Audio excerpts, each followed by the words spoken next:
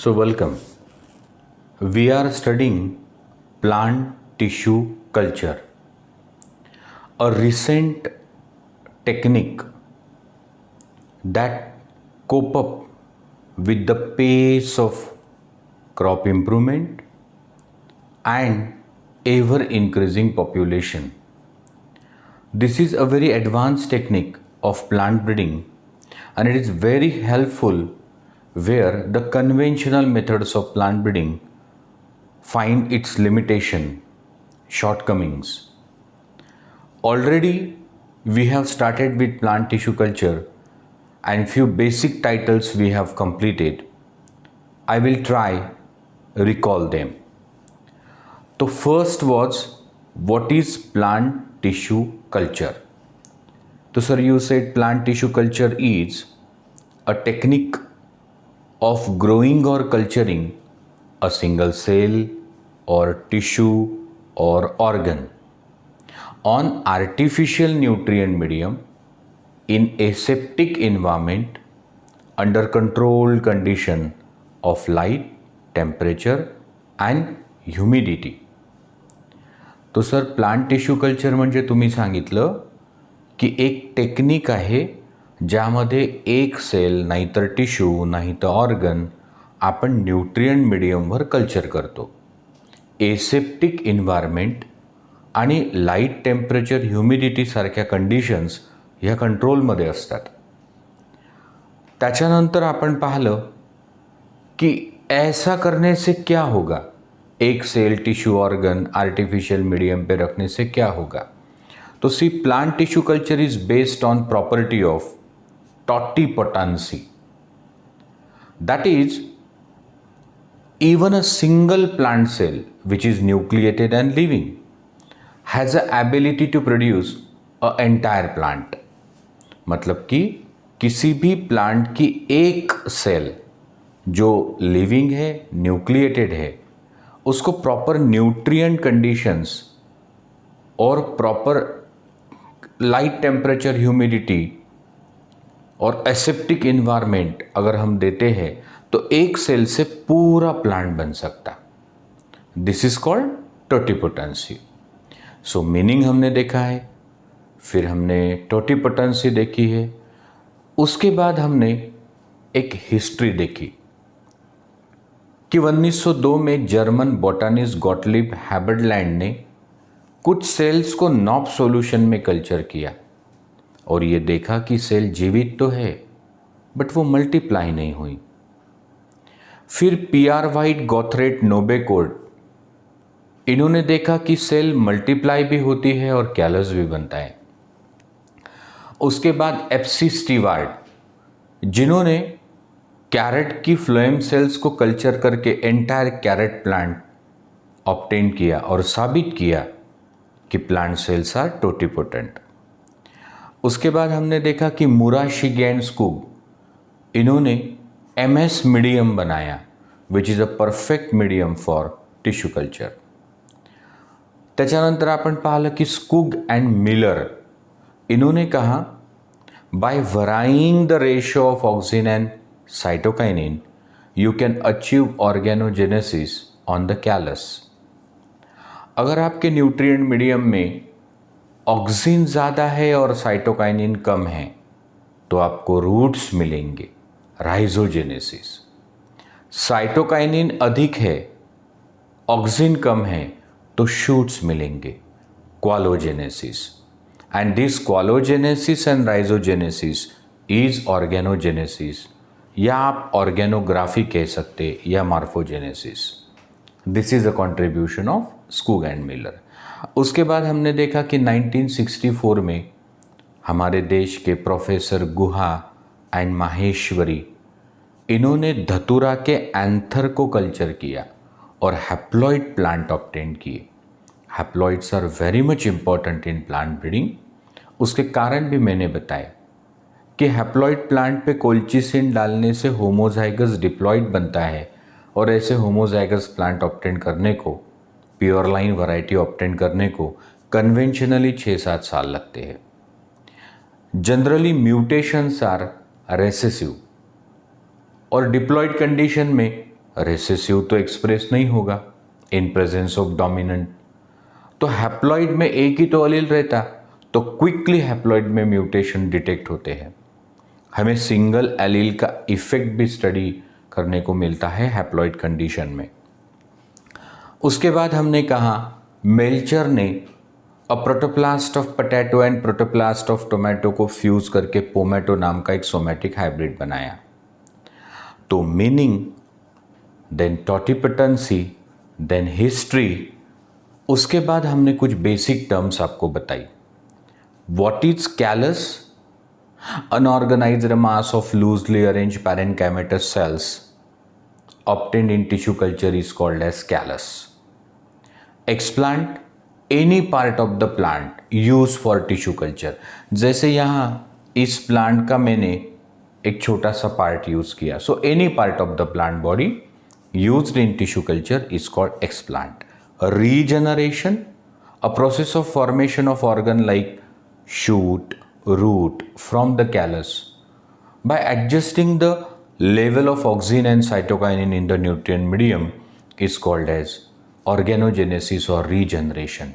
Protoplasm, a cell without cell wall, obtained when the plant cell is treated with cellulase and pectinates. Subculturing, so it is transferring the old callus onto the fresh artificial medium. Hardening, the procedure for step-by-step transferring the plantlets from laboratory conditions to the field conditions, etc. उसके बाद सबसे important title हमने देखा requirements, की plant tissue कल्चरसाठी काय लागेल. तो sir various ग्लासवेअर्स लागतील, केमिकल्स लागतील न्यूट्रिएंट मीडियम बनवण्यासाठी, स्टरिलाइजेशन टेक्निक्स लागतील. आपको एक्सप्लांट को अगर स्टरलाइज करना है तो फिर 70% इथेनॉल या 1% सोडियम हाइपोक्लोराइड या 10% hydrogen peroxide called surface sterilisation. आपको ग्लासवेयर को स्टरलाइज करना है तो 60 डिग्री हॉट एयर ओवन में 1 घंटे के लिए. मीडियम को स्टरलाइज करना है तो वेट स्टरलाइजेशन इन ऑटोक्लेव 121 डिग्री सेंटीग्रेड 1.5 kg पर सेंटीमीटर स्क्वायर प्रेशर. आपको कल्चर रूम स्टरलाइज करनी है तो 70% इथेनॉल से उसको वाइप आउट कर दो, माने पोछा मार लो, या फिर यूवी लाइट से भी हो सकती. इनॉकुलेशन रूम को स्टरलाइज करना है तो यूवी लाइट्स 20 मिनट पहले ही आपने लगाने चाहिए और अंदर जाते समय उनको बंद करने चाहिए. फिर aeration facility, liquid nutrient medium अगर है तो आपके पास एजिटेशन शेकिंग फैसिलिटी होनी चाहिए, एजिटेटर्स होने चाहिए. You must have a facilities to control temperature, humidity and light etcetera. यहाँ तक हमारी बात हुई थी और आपका लेक्चर ख़त्म हुआ था. अभी इस लेक्चर में मुझे पहला टाइटल बताना है टाइप्स. पण कशाचे टाइप्स? प्लांट टिश्यू कल्चरचे टाइप्स. बघा, 2 प्रकारचं टिश्यू कल्चर असतं. एक कॅलस कल्चर जहां पर एक्सप्लांट से कॅलस मिलता. सस्पेंशन कल्चर, यहां पर सिंगल सेल का सस्पेंशन कल्चर मिलता. म्हणजे 2 प्रकारचं टिश्यू कल्चर आहे. एक्सप्लांटला न्यूट्रिएंट मीडियमवर ठेवल्यावर जर कॅलस तयार झालं तर कॅलस कल्चर, आणि जर एक्सप्लांटला लिक्विड न्यूट्रिएंट मीडियममध्ये ठेवलं आणि त्याचं शेकिंग केलं आणि मग तुम्हाला सिंगल सेल्स भेटल्या तो त्याला म्हणतात सस्पेंशन कल्चर. अब मैं एक 3-4 फर्क बताता. In callus culture the nutrient medium used is gelled with agar-agar, means the medium used is solid or semi-solid. मी म्हटलं कॅलस कल्चर करताना न्यूट्रिएंट मीडियम कसं असतं? एक तर सॉलिड नाही तर सेमी सॉलिड असतं. त्याच्यासाठी त्याच्यात अगर-अगर टाकावं लागेल, अ सॉलिडिफाइंग एजेंट. सस्पेंशन कल्चर के लिए कैसा न्यूट्रिएंट मीडियम रहता? लिक्विड. विदाउट अगर अगर जेल। दूसरा फर्क, कैलस कल्चर की जो ग्रोथ रहती वो स्लो रहती, सस्पेंशन कल्चर की जो ग्रोथ रहती वो फास्ट रहती। तीसरा फर्क, कैलस कल्चर को सब कल्चरिंग 4 वीक्स के बाद किया तो भी चलेगा, because the growth is slow. Suspension culture, इसका सब कल्चरिंग एवरी वीक करना होगा 7 दिनों में, because the growth is fast. Callus culture में you get unorganized mass of loosely arranged thin walled parenchyma cells. Suspension culture has single cells but few clump of cells. Callus culture के लिए कोई aeration की ज़रूरत नहीं है, पर suspension culture के लिए एरेशन की ज़रूरत पड़ेगी। तो दो it is not a part of NCERT and all, but मैंने कहा था शुरुआत में कि अब सीखना ही है तो थोड़ा और ज़्यादा डिटेल में देखेंगे, कभी तो काम आएगा। असे 2 प्रकारचे असतात टाइप्स ऑफ टिश्यू कल्चर। पुन्हा एकदा सांगतो, कॅलस कल्चरमध्ये काय मिळतं? कॅलस. सस्पेन्शन कल्चरमध्ये काय मिळतं? Single cell. कॅलस कल्चरसाठी न्यूट्रिएंट मीडियम कसं असतं? सेमी सॉलिड किंवा सॉलिड. सस्पेन्शन कल्चरसाठी लिक्विड. कॅलस कल्चरसाठी एरेशनची गरज नाही, सस्पेन्शन कल्चरसाठी एरेशन करावं लागतं. कॅलस कल्चरची ग्रोथ स्लो असते, सस्पेन्शन कल्चरची फास्ट असते. कॅलस कल्चर 4 हप्त्यांनी सब कल्चर करावं लागतं आणि सस्पेन्शन कल्चर दर हफ्ती करावं लागतं. तो ये हो गया टाइप्स ऑफ टिश्यू कल्चर. अब सबसे इम्पॉर्टेंट स्टेप्स या methodology for plant tissue culture. म्हणजे आता असं विचार करा कि आप टिश्यू कल्चर लेबॉर्ट्री में हैं और आपको अभी करना है प्लांट टिश्यू कल्चर, तो आप कौन सी स्टेप्स लोगे? तो सुनो, जैसे ये है स्टॉक प्लांट या मदर प्लांट, म्हणजे सिलेक्शन ऑफ स्टॉक प्लांट और मदर प्लांट. तो सर स्टॉक प्लांट और मदर प्लांट म्हणजे असं प्लांट ज्याचा आपण एक्सप्लांट घेणार आहे, ज्याचे सगळे चांगले कॅरेक्टर्स आहे. So that is chosen as a mother plant. Second, excision of explant. तो जैसे ये है मदर प्लांट या स्टॉक प्लांट, तो तुम्हाला याचा घ्यावं लागेल explant, a part of plant body used for tissue culture is called explant. तो समजा आपण याचं शूट टिप घेतलं, तो this shoot tip is a explant, तो कट करून काढावं लागेल एक्सीजन. तो देखो, आंगन में एक मदर प्लांट है, उसका कट करके हमने शूट टिप लिया, एक्सप्लांट झाली दूसरी step. Now nutrient medium preparation. अब लेबॉर्ट्री में इनऑर्गेनिक सॉल्ट्स म्हणजे NPK, Ca, Mg, S, copper, zinc, boron, molybdenum, manganese, iron, chloride.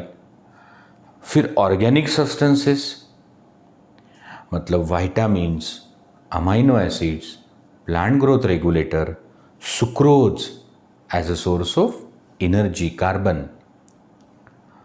और अगर आपको मीडियम बनाना है सेमी सॉलिड, तो थोड़ा सा अगर अगर जेल डालना होगा और मीडियम बना लो गैस पे. तो प्रिपरेशन ऑफ न्यूट्रिएंट मीडियम. अब ऐसा करो, समझो 1 लीटर मीडियम हमने बनाया, तो एक टेस्ट ट्यूब में 25 ml, एक टेस्ट ट्यूब में 25 ml, एक टेस्ट ट्यूब में 25 ml, तो 1 लीटर में कितनी टेस्ट ट्यूब भरेगी? 40. अब हमारे पास न्यूट्रिएंट मीडियम तैयार है, हमारे पास एक्सप्लांट भी तैयार है, तो अब दोनों का करना होगा स्टरिलाइजेशन. आता त्याच्या 40 टेस्ट ट्यूब आहे ना, त्याला कॉटन प्लग लावा, वरून ॲल्युमिनियम फॉईल लावा आणि ऑटोक्लेवमध्ये ठेवा.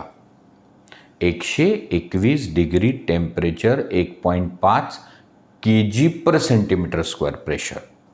आधे घंटे के बाद टेस्ट ट्यूब निकाल लो. हो गया न्यूट्रिएंट का स्टरलायझेशन. तो सर या एक्सप्लांटचं स्टरलायझेशन कसं करायचं? एक तर 70% इथेनॉलमध्ये बुडवून काढा, नाही तर 1% सोडियम हायपोक्लोराईडमध्ये, नाही तर मग 10% हायड्रोजन परऑक्साईड. चलो, सिलेक्शन ऑफ स्टॉक प्लांट समजलं, एक्सीजन ऑफ एक्सप्लांट समझलं, न्यूट्रिएंट मीडियम बनाया, मीडियम का और एक्सप्लांट दोनों का किया स्टरिलाइजेशन. अब इनोकुलेशन.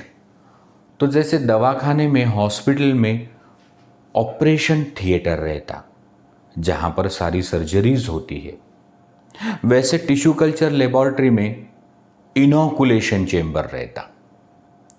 तो आता कुठं जायचं आपल्याला? इनोकुलेशन चेंबरमध्ये. तो वहाँ पे LAF कैबिनेट रहता, लैमिनार एयर फ्लो कैबिनेट.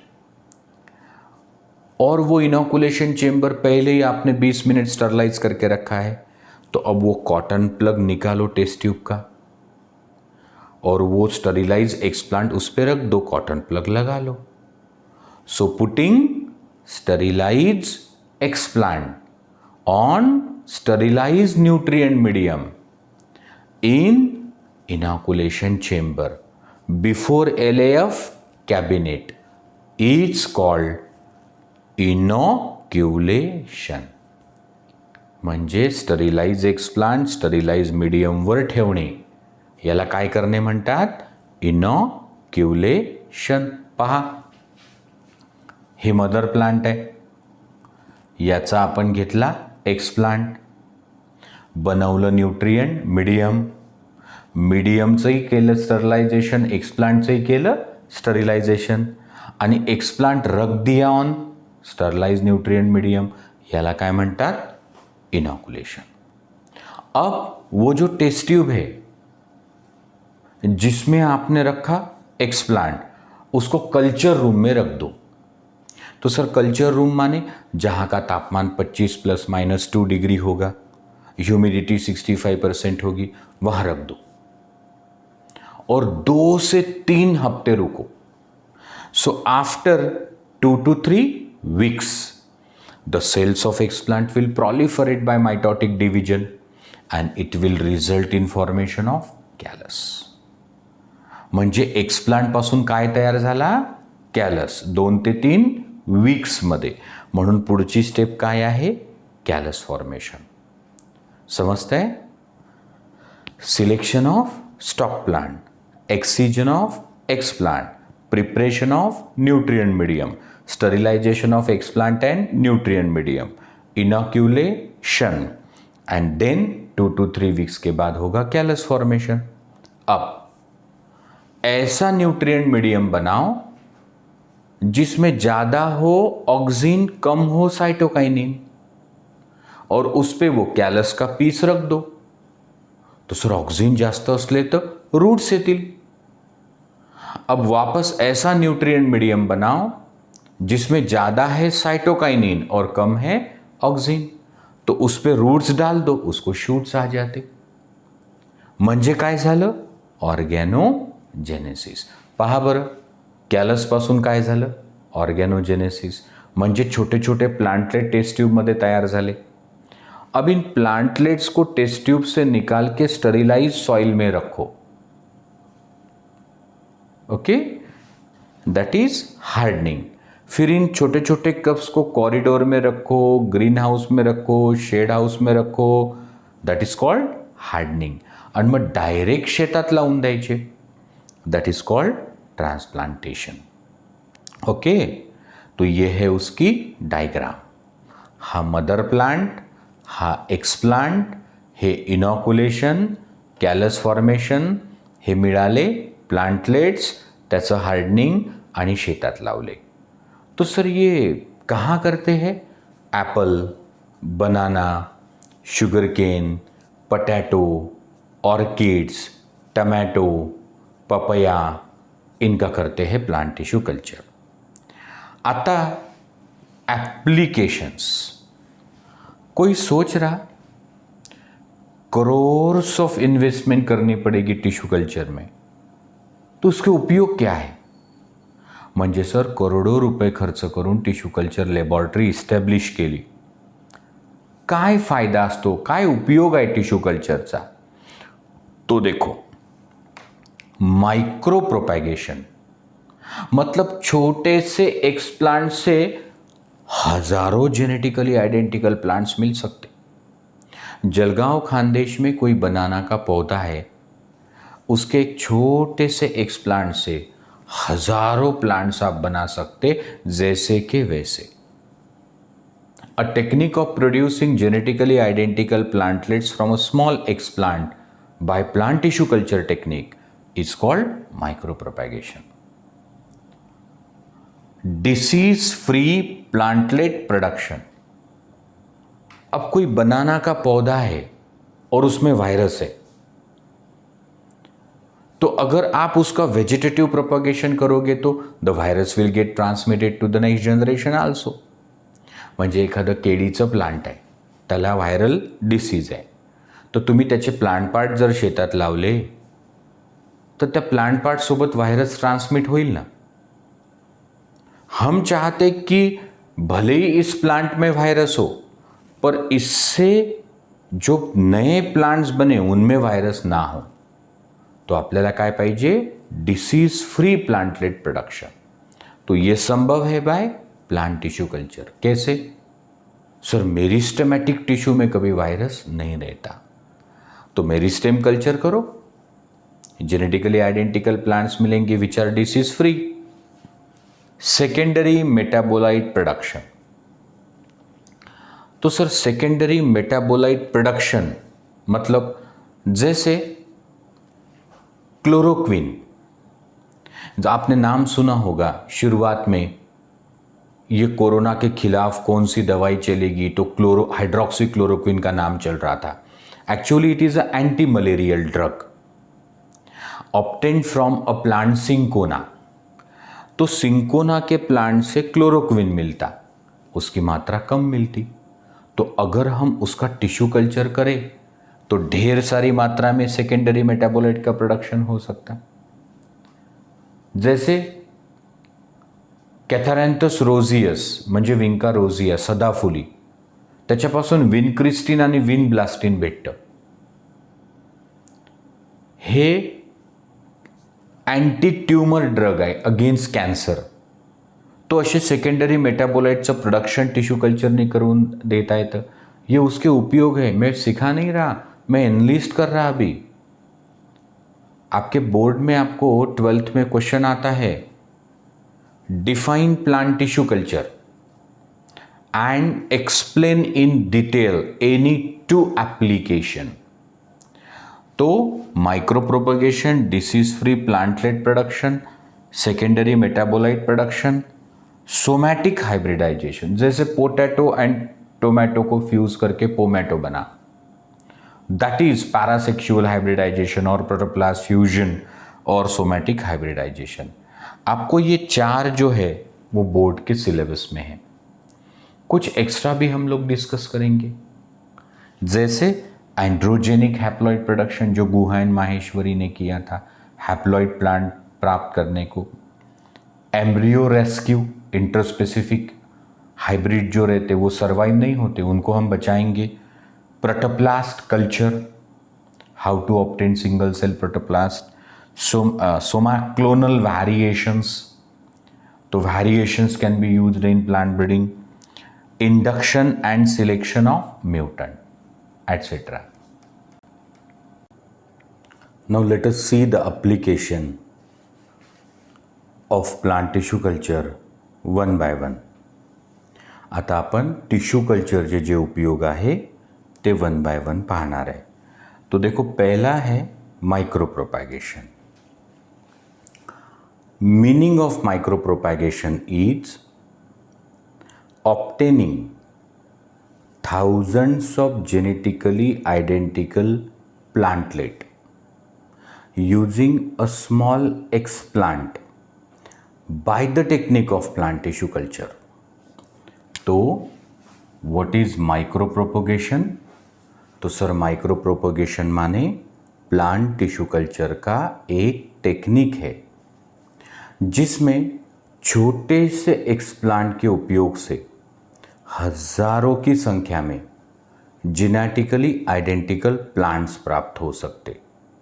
म्हणजे जैसे ये कोई एक मदर प्लांट है, इसका हमने छोटा सा लिया एक्सप्लांट, और इस एक्सप्लांट से हमें हजारों प्लांटलेट मिलेंगे, वो भी जेनेटिकली आइडेंटिकल. तो ये एक बार नीट क्वेश्चन भी है. One of the application of plant tissue culture is obtaining large number of plantlet, and the advantage is they are genetically same, identical. Number 2, sir ये जो माइक्रो प्रोपैगेशन है ये करते कैसे? तो select a explant, I mean excise out the explant. It is inoculated on artificial medium which is provided with the proper proportion of auxins and cytokinins. तो आपण एक एक्सप्लांट घ्यायचा, तो आर्टिफिशियल मीडियमवर ठेवायचा, मीडियममध्ये प्रॉपर प्रपोर्शन ठेवायचं प्लांट हार्मोन्सचं. ना it will produce multiple shoots और somatic embryoids.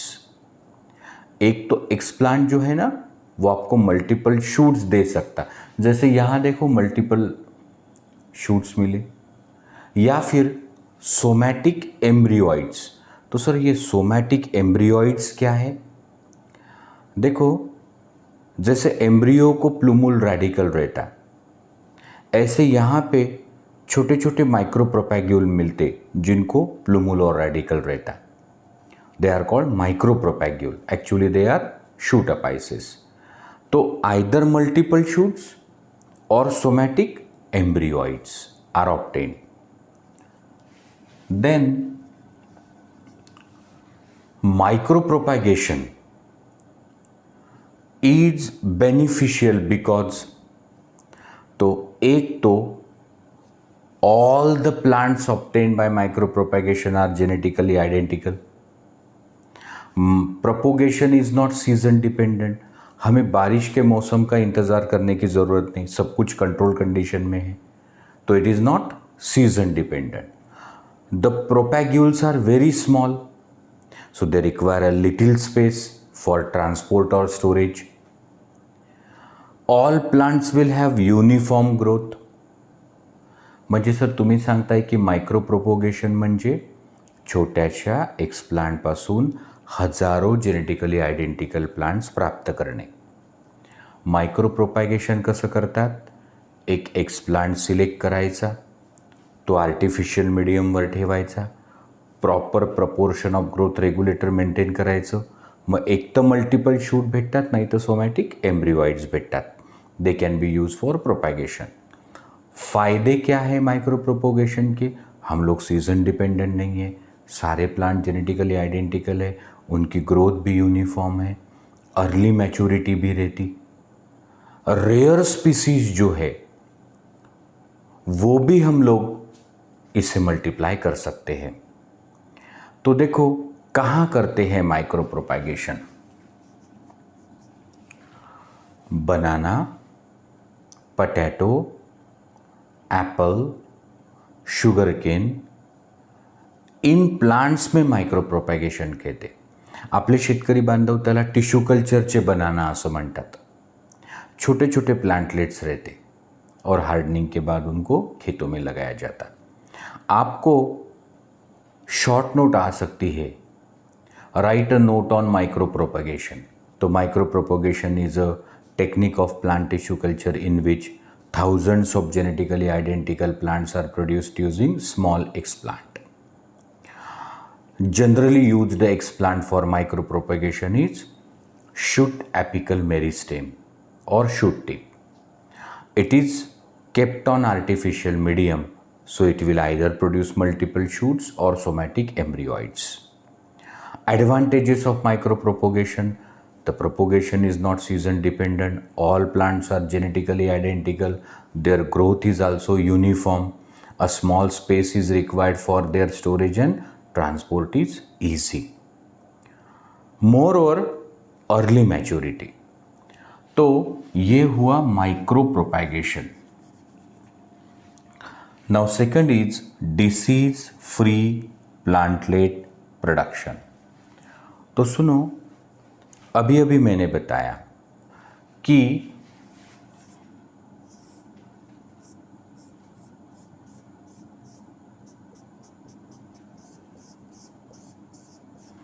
एक शुगरकेन प्लांट है,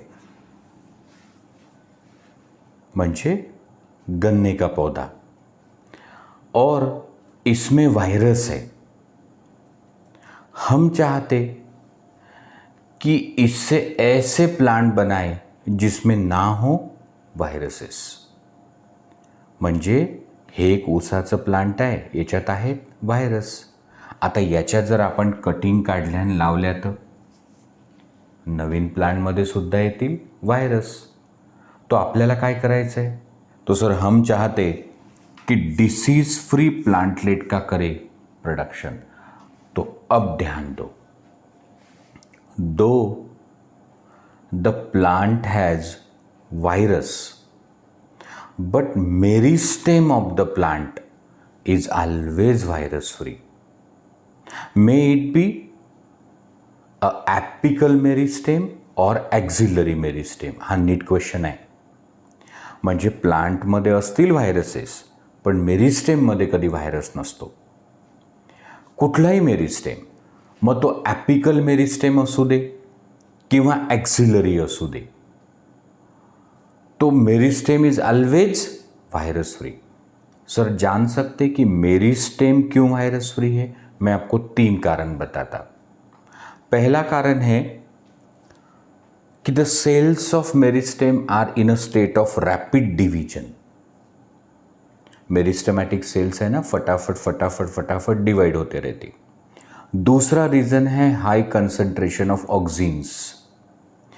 तीसरा है एब्सेंस ऑफ वास्कुलर स्ट्रैंड्स.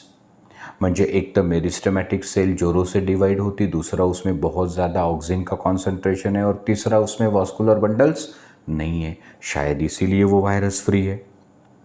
तो ये जो मेरिस्टेम है इस प्लांट का, ज्याच्यामध्ये व्हायरस नहीं है, वही मेरिस्टेम हम यूज करेंगे एज अ एक्सप्लांट. तो अगर एक्सप्लांट वायरस फ्री है तो बनने वाले प्लांटलेट भी होंगे वायरस फ्री. तो बनाना, शुगर केन, इनके वायरस फ्री प्लांटलेट हम अगर बनाना चाहते तो उसके लिए रहता प्लांट टिश्यू कल्चर का एक उपयोग, disease free plantlet production. Secondary metabolite production. Now the third application of plant tissue culture is secondary metabolite production. तो हमने देखा कि कभी प्लांट टिश्यू कल्चर का एक उपयोग है माइक्रो प्रोपैगेशन, मतलब कि हमें हज़ारों की तादाद में genetically identical plants tissue culture दे सकता. डिसीज फ्री प्लांटलेट प्रोडक्शन, तो जिस प्लांट में वायरस है उस प्लांट से हमें ऐसे प्लांट मिल रहे जो वायरस फ्री है. अब सेकेंडरी मेटाबोलाइट प्रोडक्शन. तो ध्यान दीजिए, ये कंसेप्चुअल पार्ट है. कोई भी प्लांट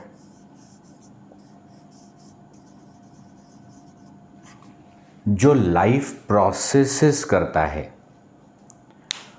तो life processes of the plant is called metabolism. म्हणजे प्लांटच्या ज्या लाईफ प्रोसेसेस असतात त्याला काय म्हणतात? Metabolism. And the product of metabolism are called metabolites.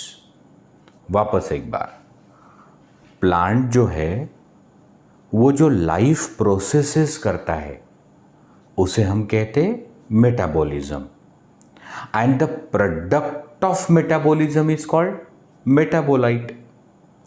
तो सर ये तो समझ में आ गया कि व्हाट इज मेटाबोलाइट। अब ये सेकेंडरी मेटाबोलाइट क्या है, सुनो। Certain life processes are not that important. काही लाईफ प्रोसेसेस इतक्या जास्त महत्त्वाच्या नसतात, they are secondary metabolic processes. और जो अटमोस्ट इम्पॉर्टंट रहती they are primary metabolic processes, जैसे photosynthesis, respiration, DNA replication, protein synthesis, ह्या प्राइमरी मेटाबॉलिक प्रोसेसेस है। But formation of pigment, formation of alkaloid, formation of steroids, ये processes कैसी है, secondary. आता काय समजलं, तो सर तुम्ही सांगितलं की प्लांटमध्ये मेटाबॉलिक प्रोसेस असतात, ज्या खूप महत्त्वाच्या असतात त्या प्रायमरी मेटाबॉलिक प्रोसेस, ज्या एवढ्या जास्त महत्त्वाच्या नसतात त्या सेकंडरी मेटाबॉलिक प्रोसेस। आणि सेकंडरी मेटाबॉलिक प्रोसेसचे जे प्रोडक्ट असतील they are called secondary metabolite. Secondary metabolic processes के प्रोडक्ट को कहते सेकेंडरी मेटाबोलाइट्स। तो सर मीनिंग तो समझ में आ गया कि secondary metabolites are the product of secondary metabolism of the plant body. तो कुछ एग्जाम्पल्स बताइए। Alkaloid, steroids, pigments,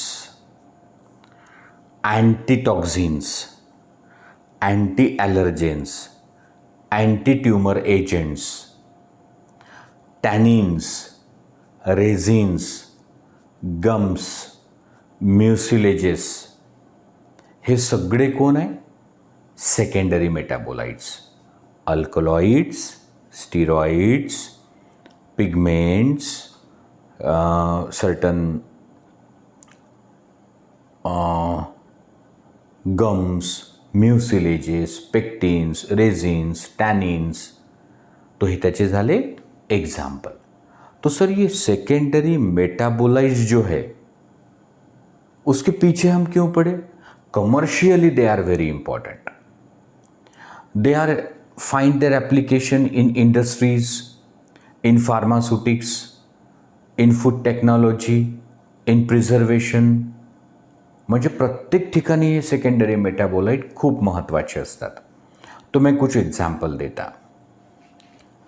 विनक्रिस्टीन and विनब्लास्टीन, vincristine, vinblastine, तो these are the drugs used in cancer treatment.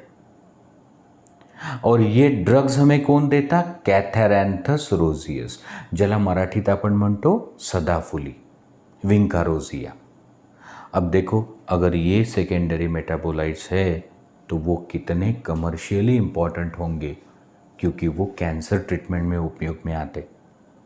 दूसरा एग्जाम्पल लो, एंथोसाइनिन, एक रेडिश पर्पल कलर की pigment होती है, रंग, which is used in making the foods colourful. माने जाम, जेली, केचप, शरबत, सिरप्स, इनको रंग देने के लिए काम में आता एंथोसाइनिन। कौन से प्लांट से मिलता? डॅकस कॅरोटा, म्हणजे गाजर। Tropane, tropane is used as a cardiac stimulant. It increases the heart rate. It's very important in medicine field. It is obtained from the plant Dhatura stromanium. तो सर हा कार्डियक स्टिम्युलंट आहे, हा धतुरा स्ट्रोमॅनियम पासून भेटतो। तर बघा हे सेकंडरी मेटाबोलाइट किती इम्पॉर्टंट आहे। हा कार्डियक स्टिम्युलंट आहे, हा पिगमेंट आहे, हा एंटी कैंसर एजेंट है। Now nicotine is alkaloid used in pesticides. कीटकनाशक बनवताना निकोटीन नावाचं अल्कलॉइड वापरतात आणि इट इज ऑब्टेन्ड फ्रॉम निकोशियाना टॅबॅकम, म्हणजे तंबाखू। तो सर ये तो ठीक आहे की सेकंडरी मेटाबोलाइट म्हणजे so they are the product of secondary metabolism of the plant. Example alkaloid, steroids, pigments, antitumour agents, resin, tannin, pectin. तो ये भी समझ में आया, पर यहाँ टिश्यू कल्चर कहाँ से आया? सुनो, प्लांट जेव्हा सेकंडरी मेटाबॉलिझम करतो आणि सेकंडरी मेटाबोलाइट बनवतो, जब प्लांट सेकेंडरी मेटाबोलाइट्स बनाता अपने सेकेंडरी मेटाबॉलिज्म के दरमियान, उसकी मात्रा बहुत कम रहती.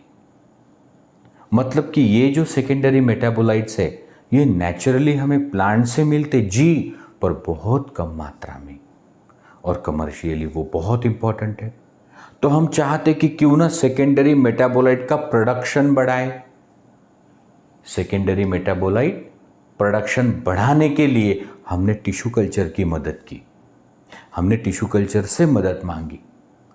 तो the technique of tissue culture used here is, remember, suspension culture. मग सर हे कसं करायचं? तो पहले ये देखो कि कौन से पार्ट से मिलता मेटाबोलाइट. तो सर फ्लोएम सेल से मिलता मेटाबोलाइट, तो use phloem cell as a explant. म्हणजे ज्या सेलपासून मेटाबोलाइट भेटते ना त्यालाच वापरायचं एक्सप्लांट. तो समझो उसी को हमने यूज किया एज अ एक्सप्लांट, तो फिर मिलेगा कैलस. अब कैलस मल्टीप्लाई करो, उसका सस्पेंशन कल्चर करो और सॉल्वेंट एक्सट्रैक्शन मेथड यूज करो, और हर सेल से चाहिए जितना आपको मिल सकता सेकेंडरी मेटाबोलाइट. तो ये है सेकेंडरी मेटाबोलाइट.